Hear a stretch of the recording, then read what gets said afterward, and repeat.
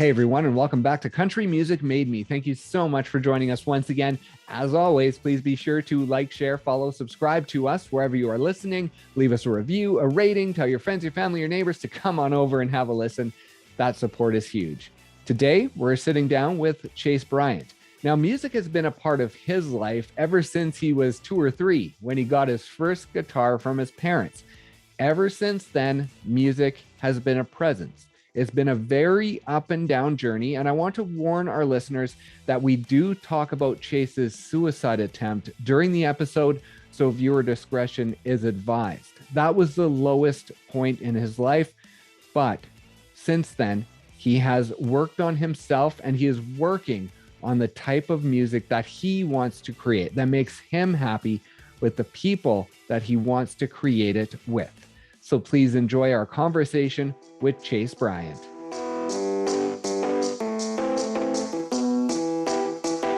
Yeah, I've got a friend, a great friend. His name's Russell Harbison, and he's got a beautiful ranch outside of Austin. And myself and John Randall, Rodney Clausen, the Warren brothers, Eric Dillon, and Lance Miller, a lot of better riders than I. We were out there doing this riding trip for like 4 or 5 days. I'm still recovering from that too. Oh man. And so with the writing, are you writing looking towards another project, or are you writing right now to just get that spark and find that inspiration of the one song that's going to help take you forward to the next project? No, I mean, I think I've already written, so I think I've written 3 songs that have led me into the next record. And that's what sparked, let's get a bunch of guys together and see what we can come up with. I had this very odd idea as to how I wanted to write my next record. And, I've never really shared it with anybody, but I mean, I'll share it. It was, have you ever seen the movie No Country for Old Men? I've seen parts of it. I've never actually seen it all the way through. Yeah. Okay. So highly recommended. It's a killer movie. I was watching that movie one night and,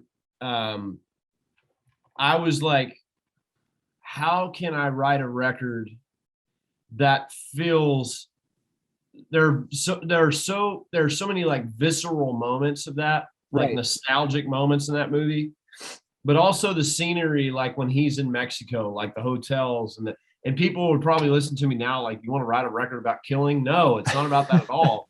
I want to write a record that feels like these border towns in Mexico, something that could be potentially like a little lighter, but the heartbreak songs are a little darker, and I mean, not darker like what I've been through in my past, but I'm just saying, like, you know what I mean? Like, I wanted to conceptualize a record around something. And since I'm here in South Texas, there's so much history, and it just brings out this other part of me in writing that I've never found before, Right. Yeah. I can definitely see it. Just the imagery that pops into your head when you're listening that takes you back to that sort of area, right? Yeah.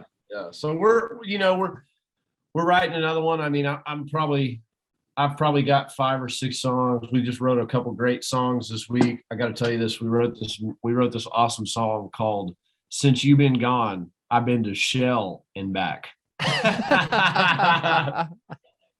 That is awesome. Great. I can't wait to hear that. You should post a clip as soon as you can on your Instagram. Yeah, I should, right? Yeah, man. That's awesome. Now, you mentioned the dark past. On Country Music Made Me, I love to dive into the past, but I want to go way before that. I want to get the whole journey, because you have had an interesting journey and things that I didn't even know about until I started researching you that are really fun to talk about. So I want to talk way back when you're 3 or 4 and your parents get you a mandolin.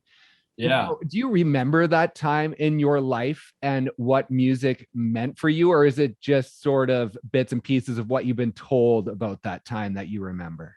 No, I mean, oddly enough, funny enough, when you say like you research me and you find out things you didn't know, that's kind of how I feel sometimes. Like I research myself sometimes. I'm like, oh, I didn't know that. Or I look at it like, there's just research as in the day-to-day adventure in your mind. It's like I find out things now because things are a lot clearer now and not so blurry like they were for so long. I'm finding out new things.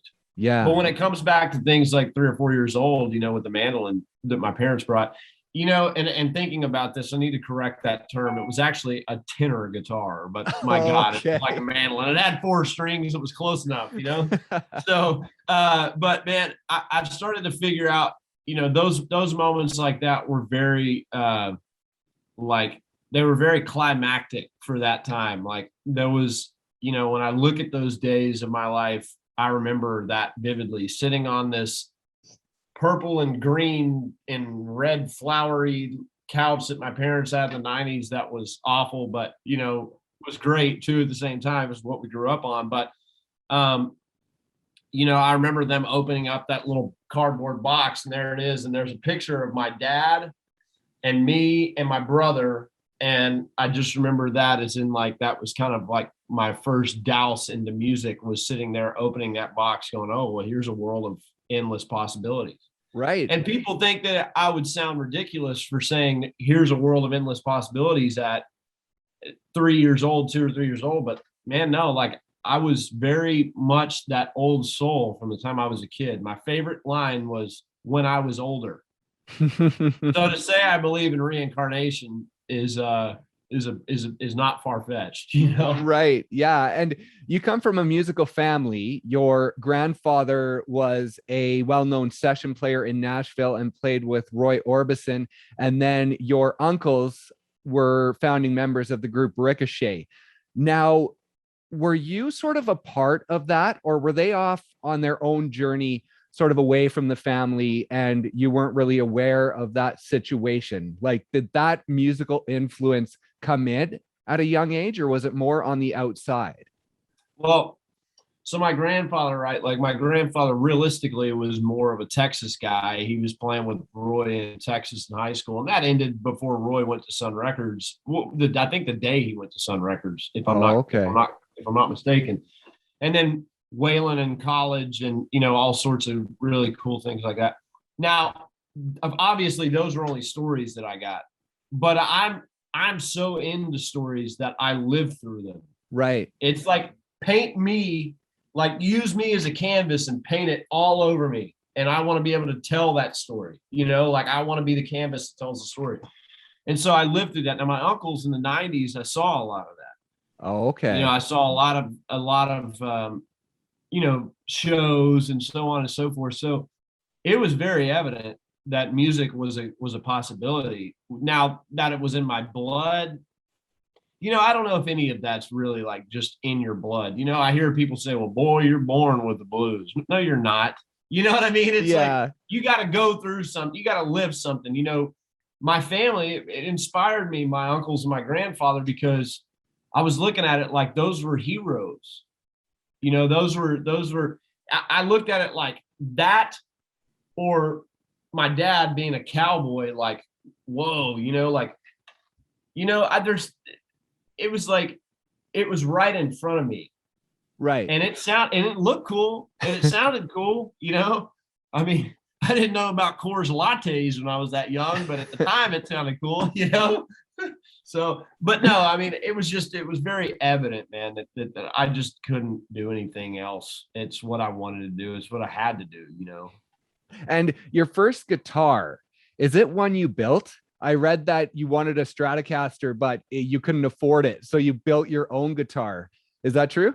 Partially, yes. What happened was, so my parents had known that I was, playing upside down and backwards, and maybe it's better for a left-handed guitar or something, and right.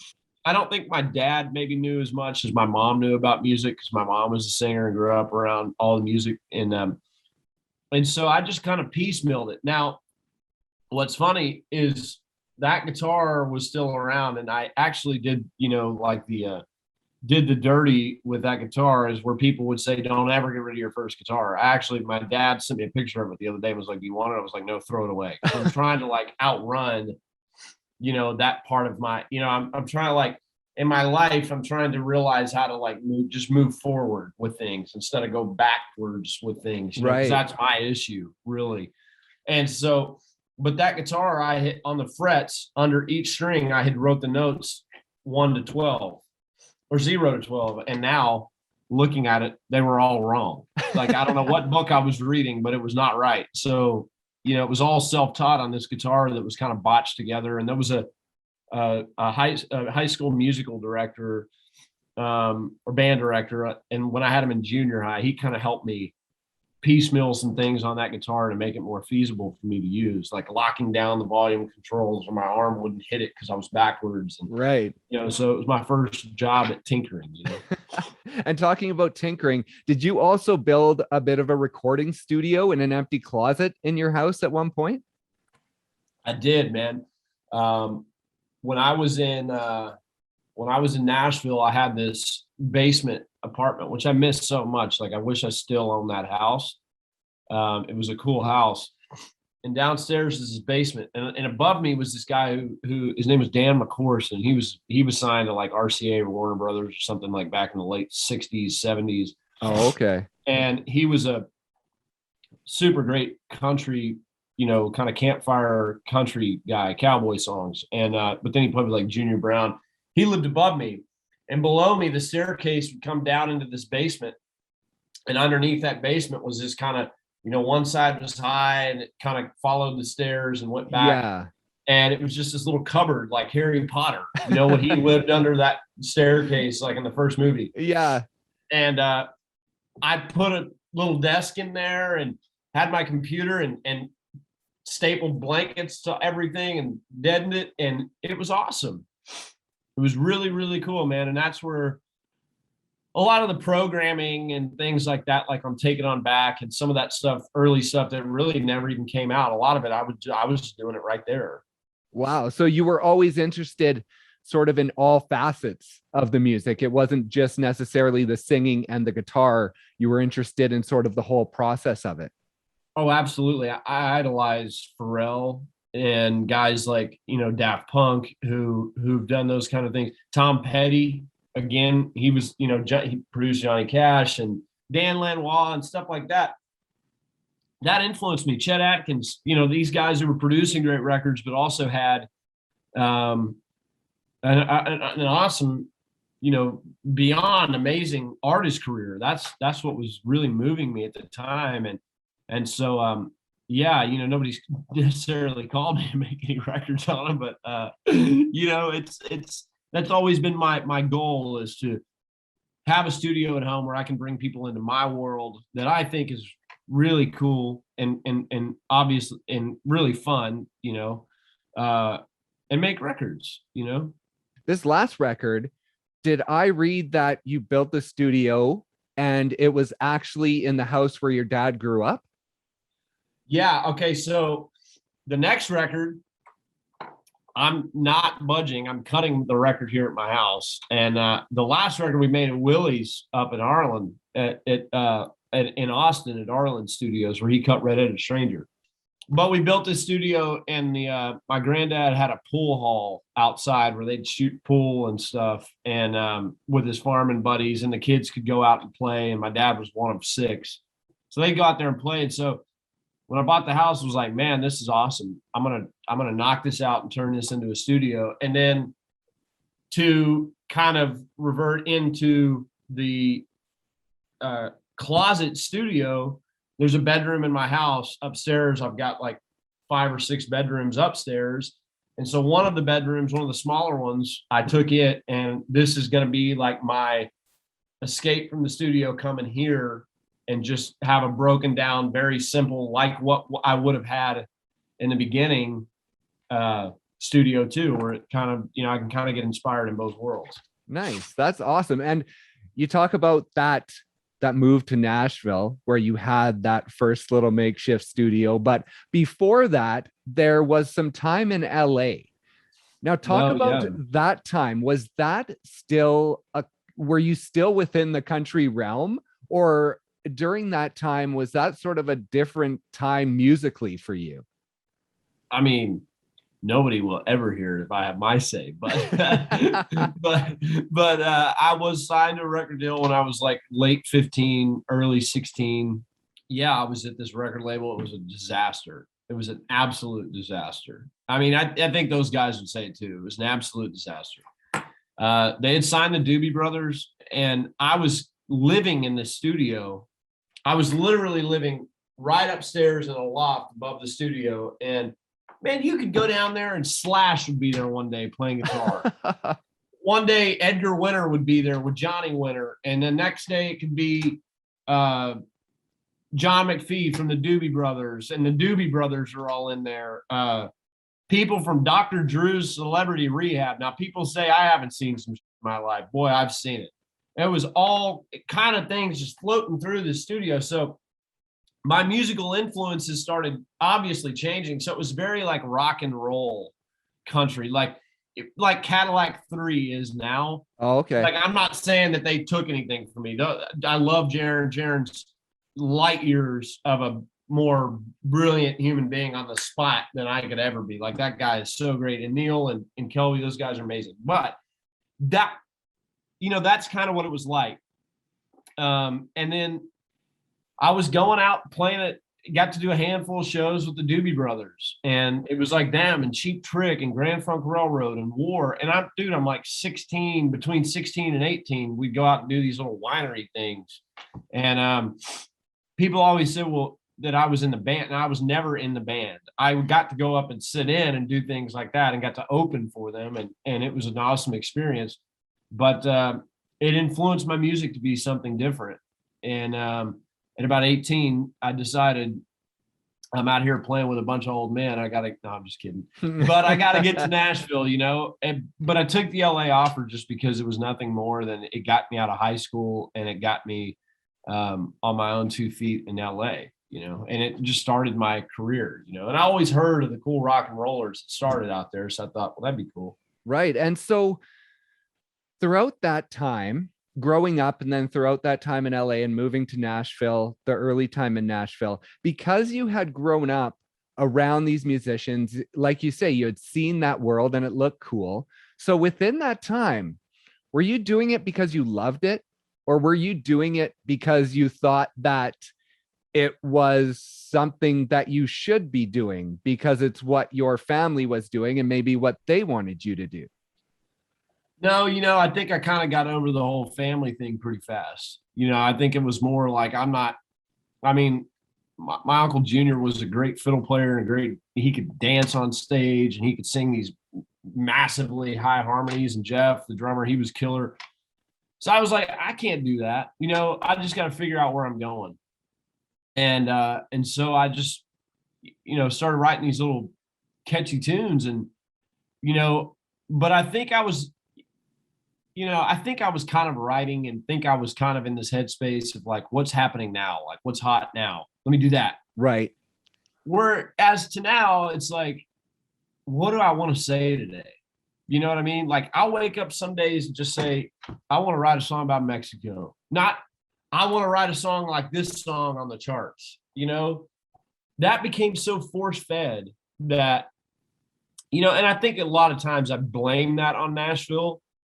But I think realistically, I need to blame it on myself because Nashville's, you can't call it stupid because they're the ones cranking it out, in Nashville.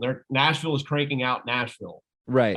And you become a part of that system if you choose to, and you think about like Johnny Cash saying, he wasn't going to give in to that. He was going to do what he was going to do, how he was going to do it. And I think there's ways to do that and not be a complete, pardon me, but jackass. And then there's ways to do it where you are a jackass and nobody likes you. And so I think I had both. I think I did it in ways that I tried to be nice and then did it in ways where I came off as an asshole. Right. But I think I was so tired of this, machine. It's like a cotton gin. It's like, you get this cotton in there and it's like you put this cotton into a machine and that gin's pulling out the bad stuff and throwing it and, oh, this looks okay. Well, this will make it, it's like, that's kind of what I felt. It was like a machine and there's nothing wrong with that. It's business. but it wasn't the business that I wanted to be a part of. I wanted to grow my own business, you know? And so is that when the demons started to creep in more, when sort of that business side took over and you're trying to figure out who you are and fight this machine at the same time and kind of navigate that? Is that when things started to sort of turn for you? I think so. I mean, I think it was a lot of that. I think it was things not going my way and not the way I thought it was going to be. And I was, you know, people were like, man, he moved to Nashville 2 years ago and look at him. He's got a top 20 hit on radio. It's like, no, I've been this. It didn't just happen because I moved to Nashville. I've been working on this since I was a child. You know, I mean, before I can remember, I was writing songs and playing in little bands and doing everything I could to do something. And hell, I'm still trying to make it work. I'll be 29 in a couple of weeks, and I feel like I've been doing it for well over 15 years. So it's just a matter of, I think it all started getting to me. Everything, my past, things that happened in my past, it just things I didn't take care of started creeping up on me because I was sinking in the misery of it not working, you know? Right. And having to accept the fact that it might not work, you know? And so when the demons got too much, you wrote out a note, a very long note to basically everyone you loved. Now, I know that that is the emotional part of this journey for you. Now, when you were writing out that note, was there ever times where you looked at it and sort of realized what you were leaving and thought, I can't do this? Or were you just so far gone that it was like, that doesn't matter, I just want the voices in my head, I just want it to all stop? Well, you know, you look at the things you're leaving at the time, and it was like, it's both. It's like you look at the things you're leaving and you go, well, shit, I'm not doing any good fighting for it.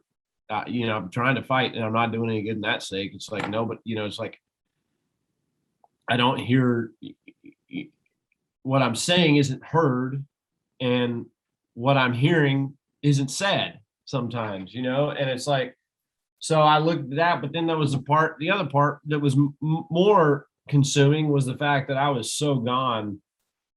You know, it was like, it was inevitable that it was going to happen.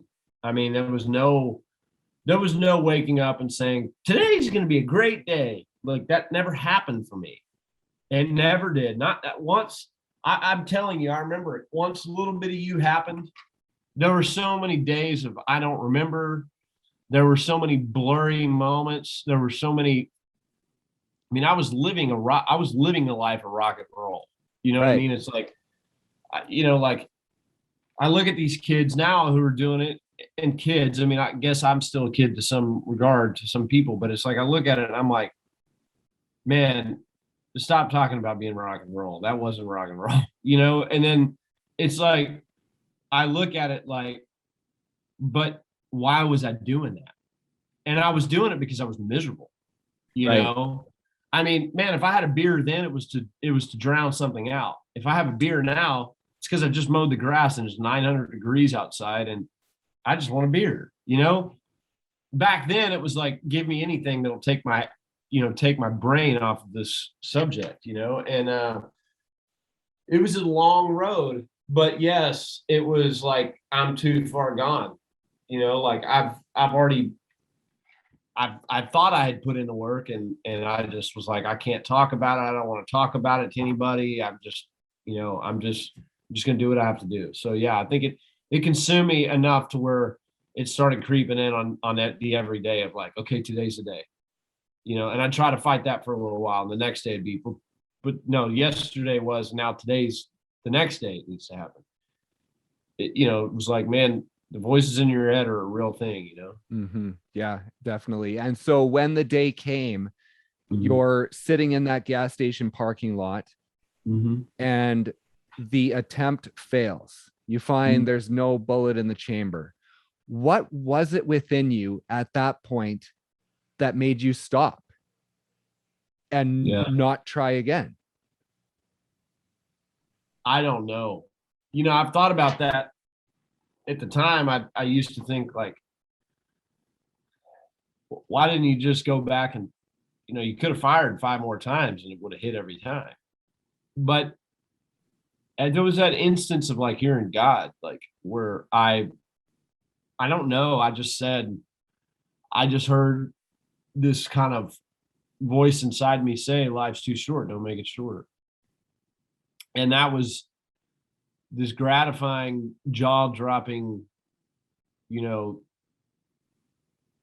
moment that just changed me forever. I mean, was it all right then? No. Was I all right for the next year? No. But it allowed me to understand that I do have a purpose and that my purpose is important just as anybody's is. And quite frankly, I just wanted to do something for somebody that not a whole lot of people ever did for me. I just wanted to be that empty chamber for somebody. And I've said that before. Now, I don't want to be repetitive, but it really is. I mean, I don't know how it was empty. I wouldn't say I'm a gun expert, but I know a lot about it. I've got a hunting closet here full of them. I mean, it's like, man, not to be too faith driven here, but it's like, don't play with the devil too long. You know what I mean? And I did it for a long time. And sometimes God's got your back. And when he does, you got to know, or whatever it is that you believe, somebody's got your back and somebody's watching you, because they were me and that didn't have to happen. I've done a lot of bad things in my life that I don't necessarily regret, because I got everything I've done's got me here. Bad decisions, good decisions, but somebody's looking out for us. Whether we all want to agree that's God, or somebody said, well, it's Buddha, or it's some dude on a rock in my garden, that was pure luck. I can't tell you how it happened, unless I was, so blown out of my mind that I didn't realize there were only 5 bullets in it. Regardless, that was enough luck to understand I got to get my life together, and I've got to start making some honest moves, and I got to quit, dancing with the wrong person.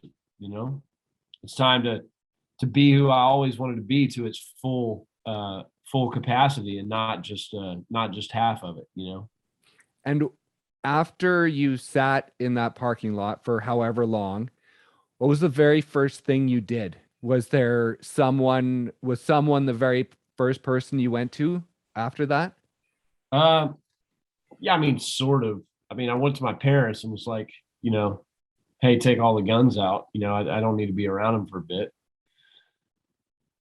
But I think I really just nested on myself.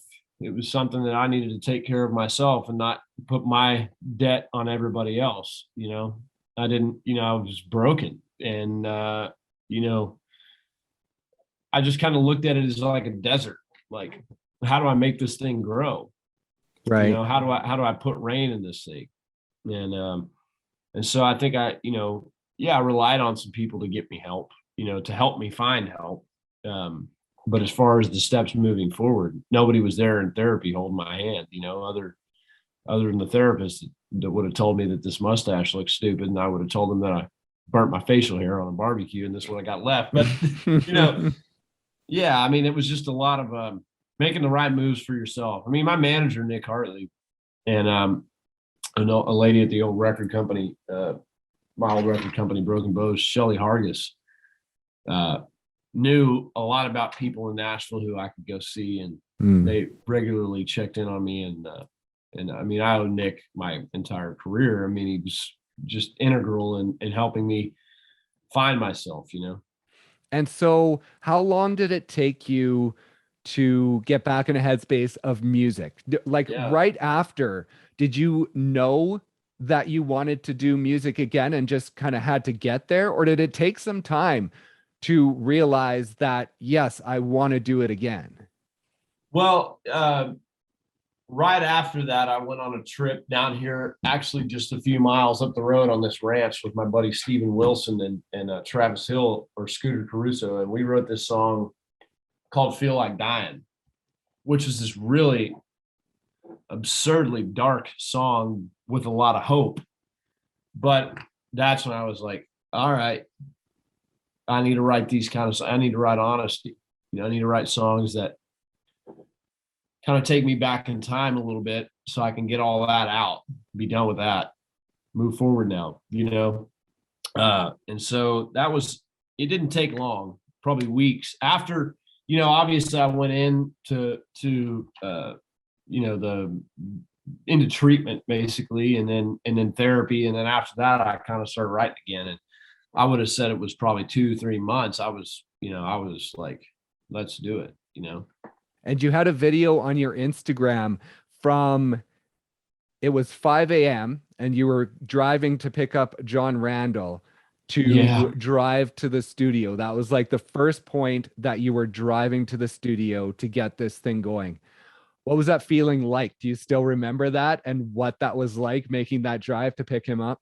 Dude, I tried telling John sometimes, maybe he sees this and watches it long enough, but I'm telling you, I love that dude more than most people in the world. I mean, he's like my hero of heroes. He's got the greatest stories, knows more about a guitar than anybody I know, writes some of my favorite songs ever were. Plug, go listen to his record. It's amazing. But going to pick him up and getting on that drive, what happened on that drive from there to Austin, dude, I mean, like, you can't even put it into words. It was like, we're listening to records for hours. I've got my windows down in my brand new truck I bought to drive down there, smoking tons of cigarettes and like just whatever. Whenever we get there, we get there. Whatever happens, happens. You know, we're going 2 days before we start the record. God, it was just like, if I could go back and relive that moment, if anybody could live that moment, you would understand exactly why it was just one of the most, like, I'm going to use this word again, like climactic. Okay, the guitar when you're a kid, making a record with John Randall, who's one of my he's like my best, he's like a brother, not even a best friend, he's my brother. It was just like, man, this is it, you know? This is amazing. And quite frankly, like, when you're talking about that, like, seriously, John and I wrote last week, it was like, man, just come down and write some songs with me. Come make a record with me down here. Let's just, me and you, post up and make a record. And man, like, thinking about that, like, I would have to find some way to say, hey, come down here 2 days early, you know? Let's create that moment again, or this record's gonna suck. Maybe this time we do it for 3 days though, you know? Right. By record 9, we'll have like 11 days that we have to leave before a record. Exactly. And so going into the studio for this record, how different did it feel from the past? Was it just like a totally different a totally different experience? Well, yeah, and I'm in the room with some heavy hitters. You know, I'm in the room with okay, I'll tell you this story. Charlie Sexton. People have got to freaking research him. I mean, he is the face of rock and roll. He is the story of rock and roll. Like, his story is so amazing. His career was incredible. His career is still incredible.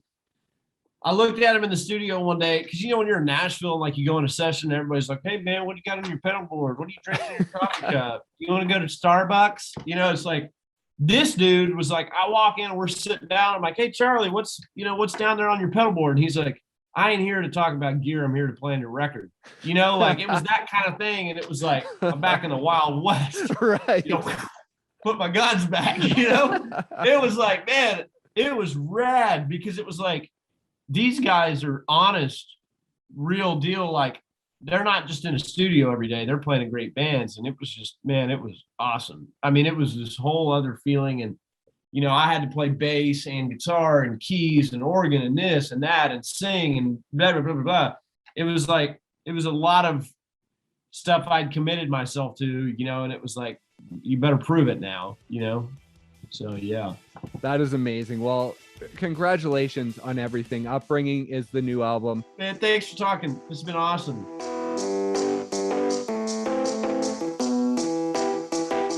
Thank you once again so much for listening. And thank you to Chase for stopping by and sharing his emotional journey in such an open way.